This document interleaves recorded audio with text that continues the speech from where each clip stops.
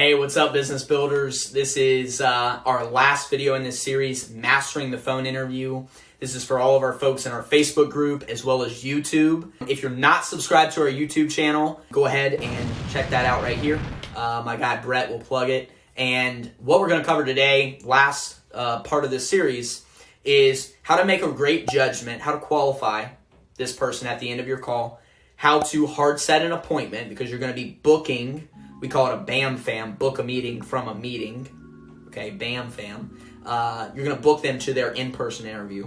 And then also how to sell the opportunity, how to end the call on a really high note. Where we'll start is with that judgment. And so once I've went through all those screening questions, to go back a little bit, we shared some screening questions. There may be more. You may want to ask something about a cell phone. Are you a U.S. citizen? Whatever. Do you have a DOT medical card? You may have other questions that you need to ask. We just put some introductory and real base level questions. Everybody's a little different. But once I get through that question part, the screening part, I then need to make a judgment. And so you need to have qualifications. You need to have a system laid out for whoever's doing this so they know, okay, if a person doesn't have XYZ, they're not qualified for a driver, but they could be qualified for a helper. And I explain all that. And so that's highly important. So you need to have this stuff written out. You don't want to be just shooting from the hip and winging it. That's not a good idea. What I recommend is when you get to this point, you want to treat it like poker. Okay, you want to hold your cards as long as you can, and then I'm going to tip my cards, but then I'm going to take it back. Okay, what I mean by that is I'll say, hey, Thomas, I'm listening to everything you're telling me. I've read through your resume a couple times before this call. After everything I've heard, I got to tell you, man, I'm really impressed. I'm really impressed by you. I think you're great. It sounds like you're a really hard worker. Now, I haven't ever seen you work, so you got to prove that. But it sounds like you're a good guy. You sound like a good person. And that's what we're looking for here, Thomas. We're looking for just really great people. This is an amazing opportunity. It's a flexible opportunity. Make a bunch of money, man. Like, this is a great place. We're fun. This is a great place to be. Here's what I'd like to do next. Thomas, I'd like to go ahead and give you an opportunity for an in-person interview. Okay? So I want to move you forward, and we'll get you scheduled up for that. And basically, if that goes really well, we'll then look at giving you an offer to join our team, okay? And then I'll put a little pause in there. They generally will say thank you, like, awesome, cool, thank you so much, I'm excited. At that point, I'm gonna move into my appointment setting. So I'll say, okay, great.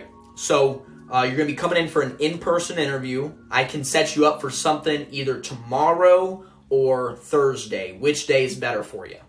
Thursday. Okay, great, Thursday. Okay, I can do morning or afternoon. What time's better? Oh, afternoon. Okay, cool. I got 1 p.m. or 3 p.m. Which time sounds good to you? Right? So you can tell in that appointment setting the whole time I'm doing a 2-offer deal. I'm not saying, hey, when can you come in? And it's super open-ended. I'm saying I've got this and this. What's better for you? So they have to choose.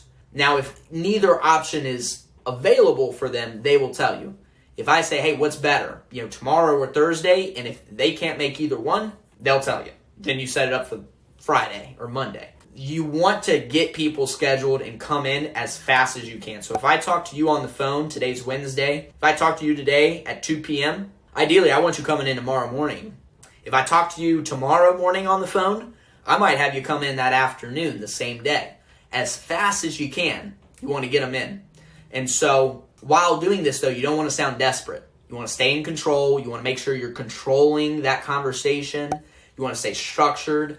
And you want to make sure that you're setting a really solid appointment. So once I get through kind of that appointment booking, I may say, okay, great. So I'm going to reiterate it. I've got you down for Thursday at 3 p.m. Okay, that's tomorrow.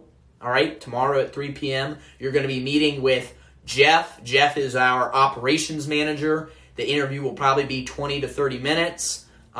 Make sure you have 2 forms of ID, okay? Whatever you're saying. And then I also will plug in, make sure you're at least 5 to 10 minutes early, okay? If you're 1 minute late, I'm telling you right now, Jeff probably ain't going to meet with you. We've got probably 4 or 5 other candidates coming in, and out of 4 or 5 people we're bringing in, we might hire one. I personally, Thomas, think I think you're one of the top 1 or 2 candidates right now. But here's what you need to do to earn a job with us. And so what I'm doing is I'm building this anticipation. I'm creating scarcity. I'm saying, hey, I've got 4 or 5 other people, but we're hiring one. And I'm creating a pull. And then I'm going to hard set my appointment. So I'm going to say, Thomas, I've got you for 3 p.m. tomorrow. Is there any reason why you would not be there tomorrow at 3 p.m.? And I'm going to pause. And I'm looking for, nope, I'm good. I'll be there. Okay, perfect. That's what I wanted to hear. If I get any hesitation, then you got to stop and you got to address it. And you need to make sure you're setting a really good appointment to where they don't have other stuff going on. Okay? Off of that, once I confirm up their appointment, I say, hey, I'm going to send you an email and a text message after we get off of here. I'll send you the address and your appointment time, so I'll get all that information over to you. Again, you're going to be meeting with Jeff, okay? You're going to be coming through, the left side of the parking lot and come through the yellow double doors, right? Explain where they need to go. Also put that in your text message so they know, because they've probably never been to your office or warehouse, so they're not going to know where to go. The other thing at the end is I'm going to sell the opportunity. The last thing I want is I want to really get them up here so they're super excited when they come into our interview. So I'll say, okay, great, Thomas, all this sounds good. I'm going to get you all the info. Man, I got to tell you, this is it. I know I'm really, hyping this up, but this is legit. This is a great opportunity. We're a growing company. Let me tell you about how fast we've been growing. And I might plug in a little growth thing. Like, hey, we've grown 55% over last year, right? We're not just hiring to replace somebody. We're hiring because we're growing. And I said, man, I really think you might be one of the next star people on our team. Like, this is the next thing for you. We're looking for like-minded people. We really feel like that might be you, right? So when you show up for your interview tomorrow, Thomas, be on your A game, man. Bring your best effort. And so I'm selling, and I want the end of my call to be on a really strong note. I want that guy to feel so good. I want to get his ego puffed up a little bit. I want him to feel excited about what this opportunity might be for him. Then we'll wrap up that call. So selling the opportunity at the end of the call, make sure that they have a great feeling when they get off the phone with you. If they get off of the phone and now they're kind of like, it was whatever, there's such a high likelihood they're not going to come to the interview. So make them feel good at the end. Give them compliments. Praise them. Whatever stuff you can say, right? If I heard at the beginning of the phone call the guy's telling me he had a couple, maybe he shares with me he has a couple kids, right, when we're connecting, making those Insta friends. I might bring that up at the end. I'm just say, hey, Thomas, man, I know you said you had a couple kids. Man, I know that they're super proud of you, and I know that you really want to provide for them. I'm going to tell you, man, we got a lot of family guys here. We got a lot of family guys, and this is a great place to be able to support them.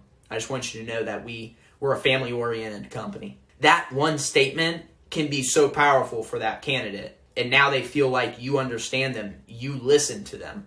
All of these little pieces make for a great phone interview. You have to master the basics first, and then you can get really good at some of these higher level skills. But putting all this together, putting it into a system, and then teaching somebody in your company how to excel at it will really help your hiring. And so that's all I've got. That's the end of this series. We will see you guys next week on a video, and we'll talk to you then. Peace.